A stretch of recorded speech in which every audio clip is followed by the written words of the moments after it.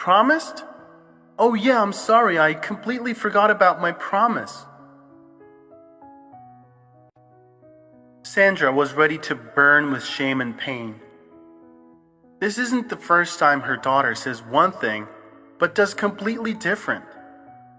Today, she was supposed to return home for the arrival of the guests, and instead, she showed up when they were leaving.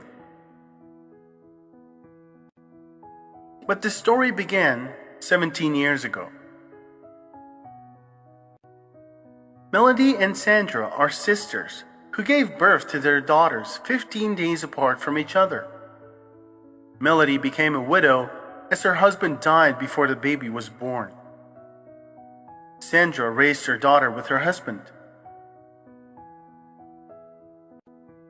Melody had to work hard to provide for her daughter, but despite all the difficulties, she had a rule to devote 2 hours to her daughter every evening. During this time, they played, talked, or danced. Melody never scolded her daughter.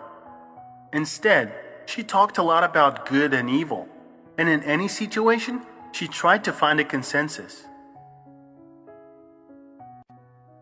Sandra did not work, as her husband earned good money. She did household chores all day and watched TV shows. She had neither time nor resources for her daughter. She automatically fulfilled her basic needs for food, sleep, safety. That's all.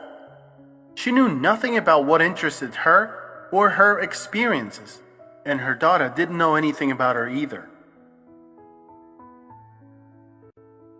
When Melody and Sandra met with their children, Sandra was indignant. You spoil your daughter too much, and she will grow up to be a spoiled girl. But Melody just smiled back and continued to educate her daughter as her heart suggested.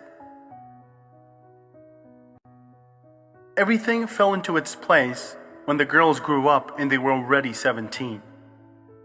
At that time, Sandra also became a widow, and she had to start working. Melody's daughter devoted a lot of time to her studies in order to enter a prestigious university, and in her free time, she worked part-time to help her mother.